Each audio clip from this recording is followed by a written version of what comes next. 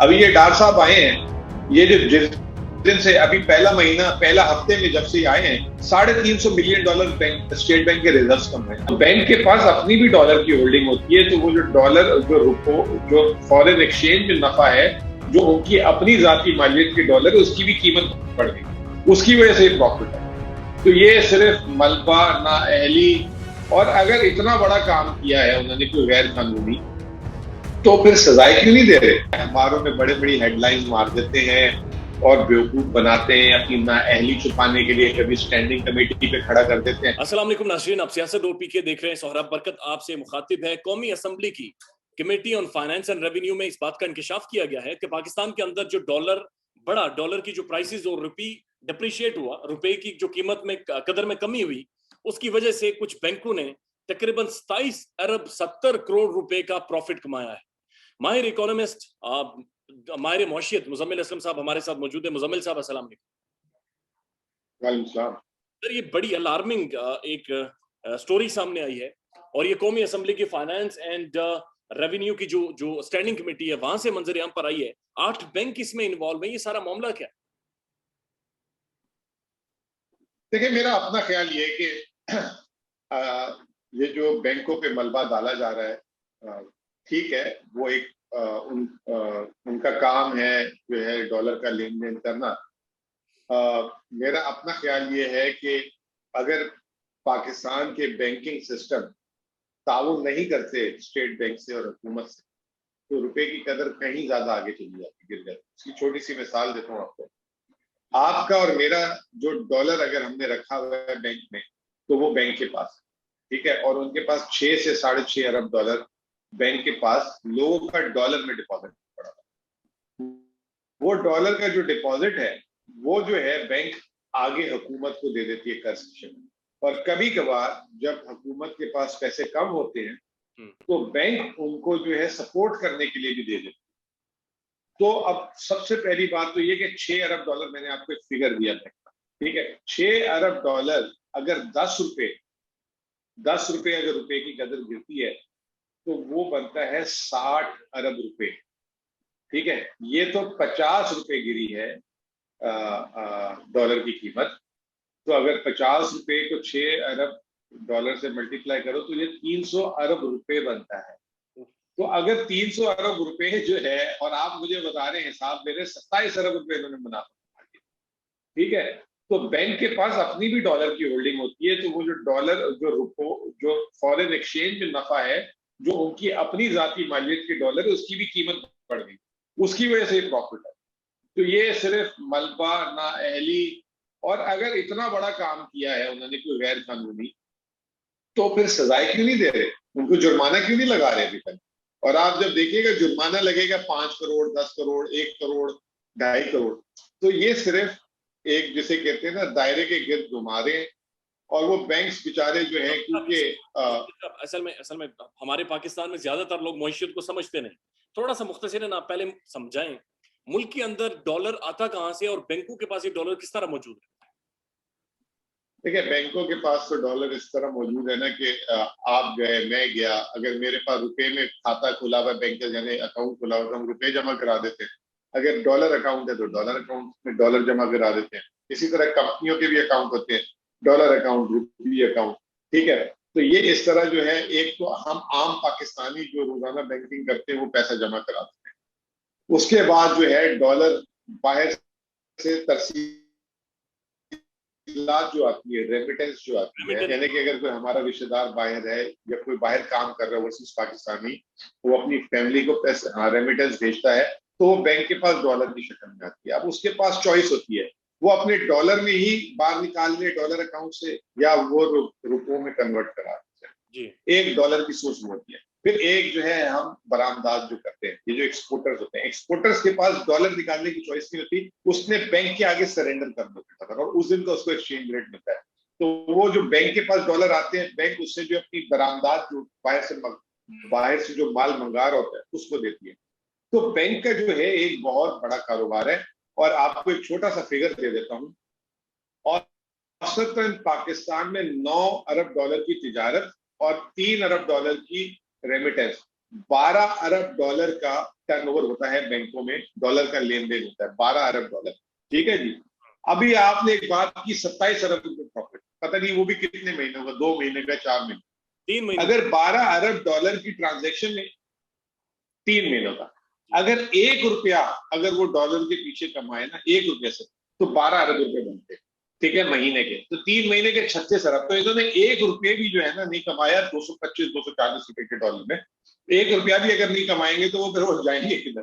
तो कहने का मकसद ये है कि ये अखबारों में बड़े बड़ी हेडलाइंस मार देते हैं और बेवकूफ बनाते हैं, अपनी नाअहली छुपाने के लिए कभी स्टैंडिंग कमेटी पे खड़ा कर देते हैं। अच्छा, अब बैंक वाले क्यों नहीं आवाज उठाते? वो इसलिए नहीं उठाते, उन्होंने कारोबार करना है। उनको बोल दिया जाता है कि आप जरा सा जो है ना, आप अभी देखा है ना, आपने सुना होगा कि जी हम नाम नहीं ले रहे, अभी ये मुंह नहीं कर रहे, हमने इसको यूं बोल दिया, वो बोल दिया। तो ये सारी की सारी जिसे कहते हैं ना कि फनकारियां हैं, सिस्टम तो सही करें। आप मुल्क डॉलर ज्यादा लाएं, आपने बरामदात गिरा दी, आपने रेमिटेंस गिरा दी, आपने तिजारत बंद कर दी इंपोर्ट पे, आपने बैंकिंग सिस्टम से नॉन बैंकिंग सिस्टम में जो है सारा कारोबार ले गए, जहां से लोग जो है स्मगलिंग से माल मंगा रहे हैं और जो है ग्रीन चैनल से आ रहा है माल, जो एयरपोर्ट से। तो जब तक इसको सही नहीं करेंगे आप जो है सही नहीं होंगे, और जब तक आप डिमांड एंड सप्लाई को मैच नहीं करेंगे सही नहीं होगी। ये बैंकों पे 27 अरब रुपए, मुझे तरस आता है कभी कभार, ये जिनके पास नंबर्स नहीं है, एनालिसिस नहीं है, वो 27 अरब लगता तो बहुत बड़ा है, लेकिन जो मैंने अभी आपको समझाई है इक्वेशन, आपको समझ आ गया होगा कि ये तो जो है आटे में नमक के बराबर नहीं। ये तो 300 अरब से ज्यादा है, ज्यादा की अमाउंट है, जो कि जिस तरह आप बता रहे हैं वो इक्वेशन बन रही है। अच्छा सर, अगर आप इजाजत दें मैं उन बैंकों के नाम ले लूं। इसमें एचबीएल शामिल है सर, यूबीएल शामिल है, एबीएल, मीजान बैंक है, अलाइड बैंक है, बैंक अल हबीब है, मेट्रो बैंक है, स्टैंडर्ड चार्टर्ड और नेशनल बैंक जो कि हुकूमत का अपना बैंक है, वो भी इस सारी होर्डिंग में बुनियादी तौर पर मुलविस है। लेकिन सर एक चीज मुझे ये बताएं कि जब इसहाक डार साहब आ रहे थे मुल्क में तो 240 रुपए का डॉलर था, लेकिन अब 226 रुपए पे डॉलर है। इसहाक डार साहब के मुल्क में आने से आखिर क्या ऐसी चेंजिंग हुई, क्या मेजर डेवलपमेंट हुई कि डॉलर नीचे आता जा रहा है? देखिए, बात यह है कि अगर 225 रुपए का है तो आज ये पाबंदियां क्यों है? तिजारत खोल दें, डॉलर तो नीचे आ रहे हैं, मतलब डॉलर बहुत ज्यादा है। ये तो इन्होंने एक जिसे कहते हैं 100 गिलास पानी की जरूरत है और उसमें 80 गिलास पानी पिला रहे हैं, 20 गिलास पानी नहीं दे रहे, और वो 80 गिलास में सबको कह रहे हैं थोड़ा थोड़ा कम पियो। ठीक है ना? तो ये तो एक जिसे कहते हैं कंट्रोल सिस्टम के तहत चला रहे हैं। ठीक है जी। अब आप ओपन मार्केट में लेने जाएं डॉलर, असल में ये जो अभी आज 224 रुपए का है, ओपन मार्केट में कितने का मिलता है? ओपन मार्केट में जब कोई लेने जाता है उसे कहते हैं जी $200 देंगे, वो भी आप पासपोर्ट लेकर आए, टिकट लेकर आए, वीजा लेकर आए, ये लेकर आए, वो लेकर आए। अगर किसी का बच्चा बाहर पढ़ रहा है, उसको पैसे अगर $5-10 हजार डॉलर चाहिए, वो बेचारा ख्वार हो रहा है, घूमे जा रहा है, घूमे जा रहा है। तो ये डॉलर का रेट ही नहीं है। मैं उस चीज का रेट मानता हूं जो ओपनली फ्रीली मिल रहा हो, एक बेच रहा हो, एक खरीद रहा हो। ठीक है, नंबर एक। नंबर दो, जब ये आए थे वहां से 180 से 240 हो, तो यानी कि 60 रुपए कीमत गिरी 5 महीनों में। महीने के 12 रुपए के हिसाब से औसत 40 पैसा रोज का जी। तो अगर 200 अभी 40 से 225 हो गया तो कौन सा बड़ा तीर मार? ये तो खुद कह रहे हैं कि जी 200 का होना चाहिए, और ये अब इन्होंने इकरार भी कर लिया।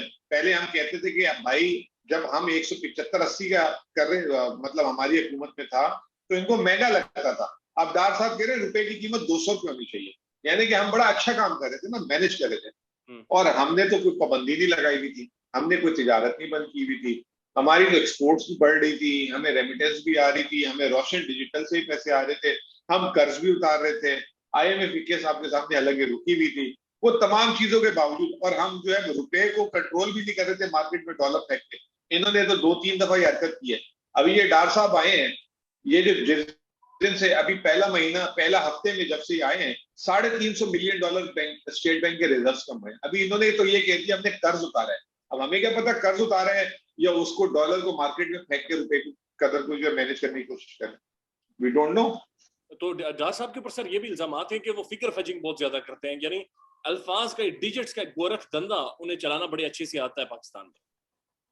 नहीं, अब वो उन्होंने आते की एक दो चीजें कर दी। अभी जो महंगाई के पिछली जुमेरात थी, इधर हम बिजली के बिल दे के हमारी कमर टूट गई है, हमारे जैसे लोग भी। उन्होंने जो है महंगाई के आदाद-ओ-शुमार में दिखा दिए 65% बिजली के बिल पिछले साल से कम हो गए।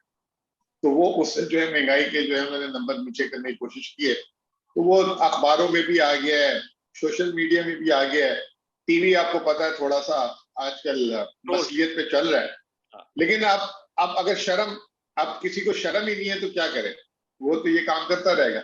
तो वो जब इनको आईएमएफ और इधर उधर से डंडी पड़ेगी, ये जुर्माना होगा, तो तब सीधे होंगे, जो पहले भी करवाए थे मैंने।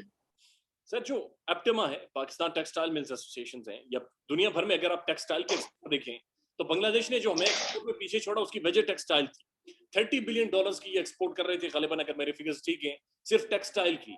और अब फिर एप्टेमा एक दफा फिर कह रही है कि वो स्ट्राइक पर जा रहे हैं, वो अपनी सारी यूनिट्स बंद कर रहे हैं क्योंकि बिजली कॉस्ट इतनी ज्यादा है, बाकी कॉस्ट इतनी ज्यादा है।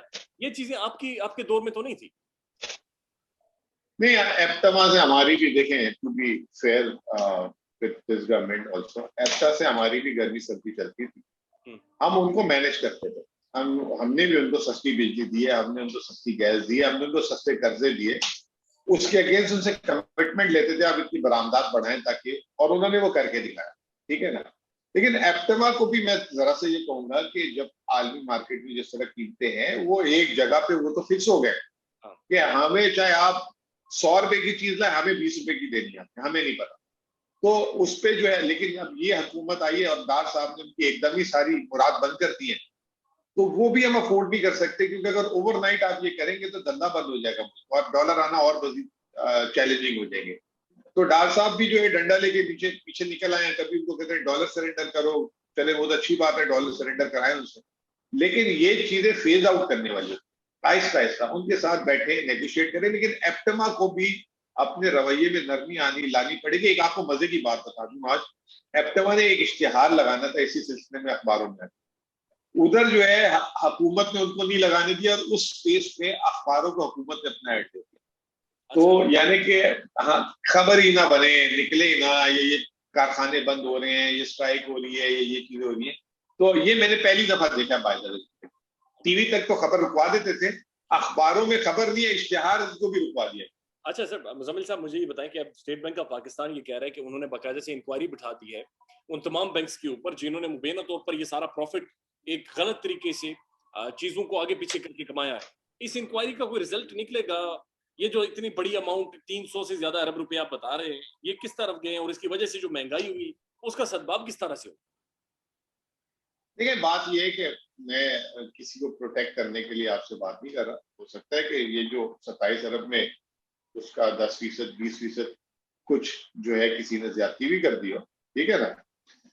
लेकिन उस इंक्वायरी सिर्फ बोलने से कुछ नहीं होगा। इतनी क्या लंबी इंक्वायरी है, 2 महीने का लेन देन है, ट्रेजरी का है, हिसाब किताब सामने ले, और जिसने किया उसको जुर्माना करें, उसके लाइसेंस को सस्पेंड कर दें ज्यादा से ज्यादा, या उसको जो ट्रेजरार है उसको निकालें। तो ये चीजें करें ना, ये सिर्फ बार बार बताने से क्या हो रहा है। मैंने आपको ये बोला कि जी मैं पहली बात तो ये है कि ये जितना बड़ा ट्रेडिंग हजम है, 12 अरब डॉलर का महीने का बैंकों के थ्रू पैसा घूमता है महीने का, उस हिसाब से 27 अरब रुपए कोई अमाउंट नहीं 3 महीने में, ठीक है। दूसरा, इनका 6 अरब डॉलर की अपने लोगों के डिपॉजिट्स है, जिसका अगर 60 रुपए से भी करो तो 360 होता है, 50 रुपए से करो तो 300 अरब रुपए होते हैं। उसमें बैंक के अपने भी तो 10%, 5% जो है ना सरमाया होगा डॉलर, ठीक है ना। तो ये जो है, जब इंक्वायरी होगी खुद सामने आ जाएगा, दूध का दूध पानी का। अच्छा सर, इसके जो रेगुलेटर थे जब ये दौरान ये सब कुछ हो रहा था, या तो वो फाइनेंस मिनिस्ट्री है या स्टेट बैंक ऑफ पाकिस्तान है, तो सर इन्होंने खुली छूट दे रखी थी या फिर ये सारा क्या मामला था? मफ्ता इस्माइल साहब ने उस दौरान हमने देखा कि स्टेट बैंक ऑफ पाकिस्तान के गवर्नर भी नहीं लगाए, तो ये हो क्या रहा था पाकिस्तान?